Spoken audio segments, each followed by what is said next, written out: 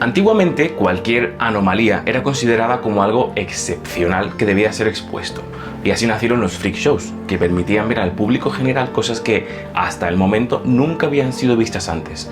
Gente de muy alta o muy baja estatura, o con talentos increíbles, en fin, cosas que resultasen sorprendentes, pero que sobre todo nunca hubieran sido vistas antes. La historia de hoy, aunque no es de un freak show exactamente, es algo muy similar, aunque un poco más triste, la verdad. Os voy a contar la historia de un lugar que se convirtió básicamente en un zoológico humano, donde se exponían a 5 hermanas y que llegó a convertirse en la atracción más importante de Canadá, incluso superando las cataratas del Niágara. El 28 de mayo de 1934 ocurría algo inexplicable. Después de nada más que 7 meses de embarazo, el Saire Dion dio a luz a quintillizas, algo que dejó perplejos tanto a los médicos como a las matronas que estuvieron presentes en el parto de las niñas. La madre ya sospechaba la probabilidad de que nacieran gemelos, pero ni siquiera contemplaba la posibilidad de tener quintillizos porque no pensaba que fuese físicamente posible. Pero fue así. Nacieron 5 niñas idénticas: Yvonne, Annette, Cécile, Émile y Marie. Aunque fueron 5, después de que nacieran, los doctores se dieron cuenta de que realmente iban a ser 6. Este descubrimiento se hizo analizando las bolsas amnióticas donde las niñas estaban, porque iban de 2 en 2, menos una de ellas que compartía la bolsa con un feto que finalmente no se logró desarrollar. Algo que la madre relacionó con una sensación de un objeto extraño dentro de su barriga. Los médicos tuvieron que tener un extremo cuidado, ya que aparte de desconocer el tratamiento de cuidar a quintillizas, estas habían nacido prematuras, lo que suponía otro riesgo más.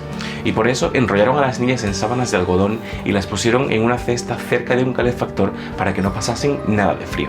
Las noticias volaron y todo el mundo se enteró de este nacimiento tan inusual y sobre todo novedoso para la época. Por eso muchísima gente de toda Norteamérica empezó a ayudar a la familia para que las niñas pudiesen sobrevivir. Les mandaban comida, ropa y hasta incluso leche. Al padre de las niñas, Oliva Dion, le ofrecieron poner a las niñas en exhibición, días después de su nacimiento. Algo que para la época no era del todo extraño, pero aún así el padre dijo que no quería que sus hijas fueran expuestas tan pronto en su vida. Por su parte, el doctor Dafoe, que asistió al parto, sí que le aconsejaba que aceptase la propuesta, para así garantizar un futuro económico para las niñas. Oliva, después de afirmar que no quería que sus hijas fueran expuestas, se dio cuenta de que su mujer no había firmado el contrato de rechazo, por lo que el contrato carecía de validez. Pero para evitar que las niñas fuesen expuestas, en julio del 34, los padres firmaron un acuerdo con la Cruz Roja para que protegiesen a las niñas. Ellos le cedían la custodia y la Cruz Roja se comprometía a cuidarlas, pagar todos los gastos y sobre todo protegerlas de feriantes y dueños de freak shows. Además de cuidarlas, la Cruz Roja supervisó la construcción de un hospital dedicado única y exclusivamente para las quintillizas. Algo bastante curioso. Pero era con el fin de asegurar su bienestar y sobre todo poder estudiarlas de cara al futuro de ellas mismas y de otros embarazos múltiples que pudieran ocurrir. Simultáneamente, mientras las niñas vivían en este hospital, los padres se fueron a una conferencia en Chicago, padres de los bebés más famosos del mundo.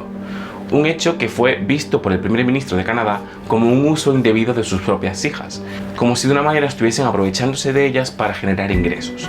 Así que con esta excusa bajo la manga se decretó una ley en la que la custodia de las quintillizas pasaba a manos de la corona y del gobierno canadiense hasta que cumpliesen 18 años de edad.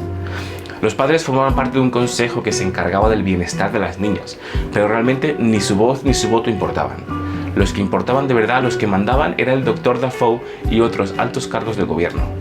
Este consejo en sus reuniones mensuales discutía aspectos de la vida de las niñas, como por ejemplo contratos para televisión o anuncios o estudios que se centrasen en ellas. Y además se estableció un fondo económico para las niñas y todo el dinero que pudieran ganar se iba guardando en ese fondo para que cuando creciesen pudieran hacer uso de ese dinero que realmente era de ellas.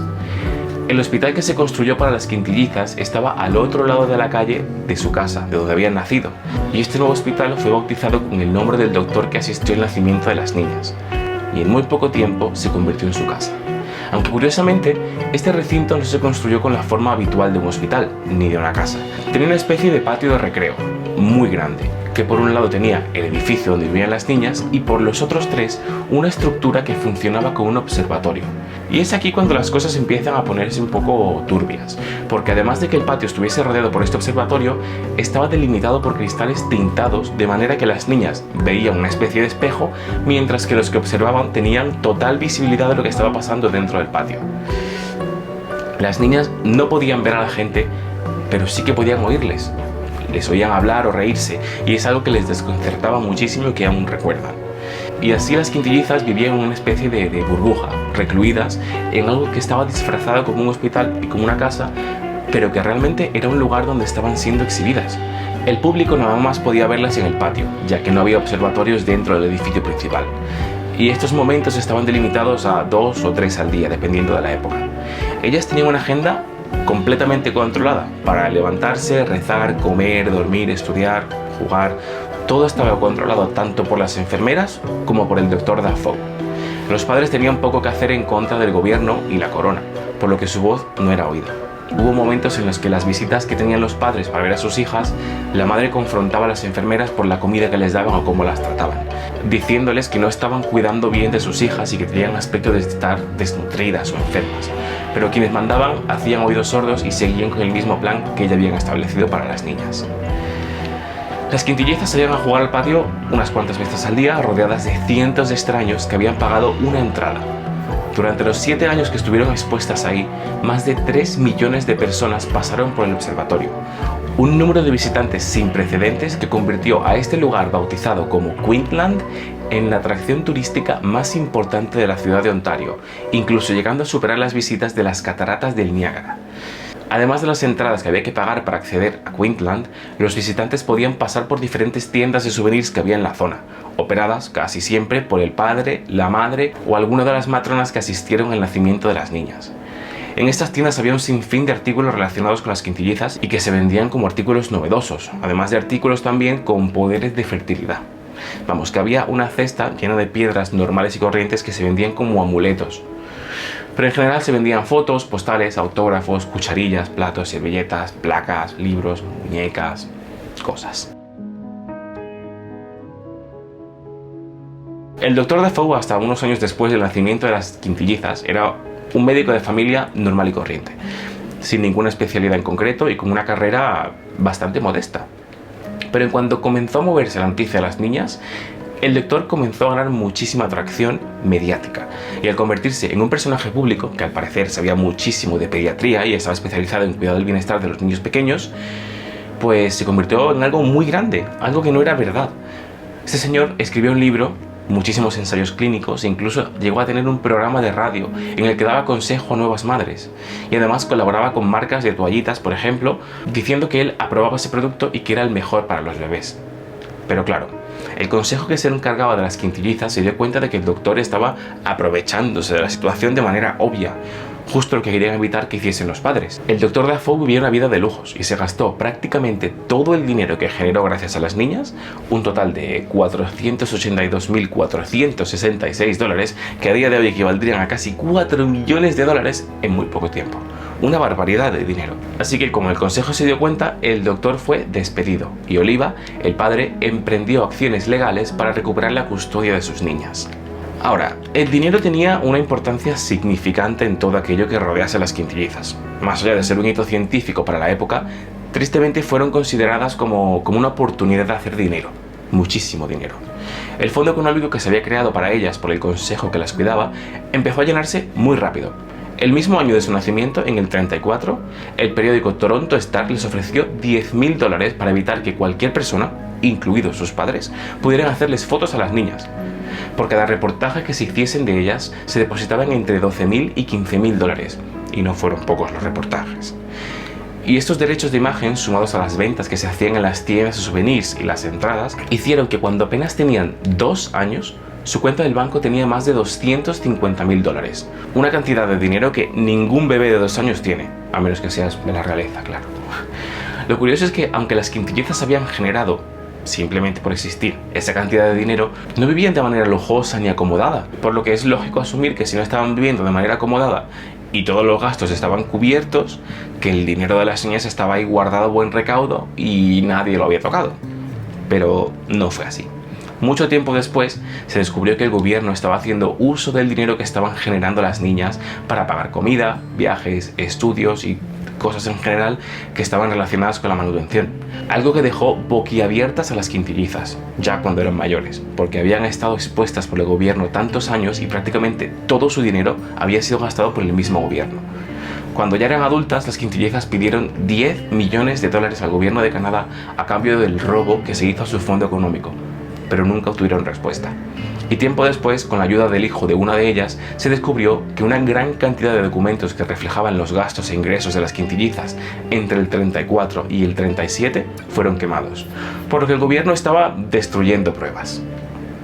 Visto esto, se le ofrecieron $2.000 al mes a cada una, durante toda su vida, en concepto de daños y perjuicios. Pero esto fue visto como un insulto, que no podría ni de lejos reparar el daño hecho durante sus años de infancia, y menos el dinero robado. Ellas simplemente pedían eso, el dinero que se les había robado de su fondo, nada más. Y finalmente ofrecieron una compensación de $4 millones por los robos cometidos, además de una investigación minuciosa de los hechos. Así que las quintillizas, que para entonces solamente quedaban 3, hicieron pública su historia y le ganaron un pulso al gobierno de Ontario. Pero volvamos al 42, cuando el Dr. Dafoe ya no estaba y los padres tenían más papeletas de volver a tener la custodia de sus hijas. Porque fue ese año cuando las niñas recibieron nuevos inquilinos en el hospital, ya que la familia, los padres y sus otros hermanos se mudaron al hospital para vivir mientras su nueva casa se terminaba de construir. Una nueva casa que no era una casa cualquiera, era una mansión de 20 habitaciones construida en ladrillo y que fue pagada enteramente con el fondo de las quintillizas. Esta casa en la época era una casa de lujo extremo, ya que tenían cosas que casi nadie se podía permitir. Cuando ya se mudaron a la mansión, la familia pasó por unos baches en el proceso de adaptación, principalmente porque los hermanos de las quintillizas no las conocían y los padres tampoco. Las trataban como los demás, sin entender que llevaban años atrapadas en un lugar sin tener apenas contacto con otras personas. Aún después de haberse mudado, las quintillizas siguieron haciendo giras y generando ingresos a la familia, pero el agradecimiento por parte de los padres no era equivalente al dinero que le generaban, porque las trataban mal y las abusaban físicamente, incluso llegando a decirles que los problemas que tenían en su vida eran culpa de ellas 5. Cuentan en sus memorias que el tiempo que vivieron en esa casa con su familia fue sin duda la peor época de su vida, porque sumado a la situación de malestar que tenían en casa, el padre abusaba de ellas de otras maneras que no quiero expresar aquí, pero que son intolerables e inaceptables desde cualquier punto de vista. Finalmente llegó la mayoría de edad para las quintillizas y todas se fueron de casa. Cada una hizo su vida como pudo, teniendo hijos, casándose o incluso una de ellas se hizo monja, intentando por todos los medios vivir una vida normal pero sin olvidar su pasado. Escribieron juntas unas memorias en las que cuentan con todo lujo de detalles lo que os cuento aquí. Y si queréis saber más, os invito a leeros el libro porque es muy interesante. Hoy en día solamente quedan con vida 2 de las 5 hermanas, Annette y Cecile, y viven juntas en Canadá. Y la mansión que una vez fue su casa ahora es una residencia de ancianos, aunque se mantiene aún la casa original donde nacieron, albergando el Dionne Queens Museum. Honestamente me parece horrible la historia de estas chicas, que sin haberlo elegido se convirtieron en una atracción. Nadie debería poder quitarle la infancia a nadie, y menos si están beneficiándose tanto económicamente de ello. Aunque este vídeo no es un vídeo de parques, per se, sí que es un vídeo sobre una atracción turística, que es lo que convirtieron en el hospital donde vivían las niñas. Como os dije en el último vídeo, me gusta explorar la historia de las cosas que van más allá de los parques temáticos como los conocemos hoy. Quiero indagar, aprender y contaros cosas interesantes sobre establecimientos o atracciones que han movido o mueven a millones de personas para entretenerlos. Espero que os haya gustado mucho este vídeo. Si no estáis suscritos a mi canal, que muchos no lo estáis, lo sé, por favor suscribiros porque me ayuda muchísimo y es gratis. Y si podéis dejarme un like y un comentario, mejor que mejor. Muchas gracias y hasta la próxima.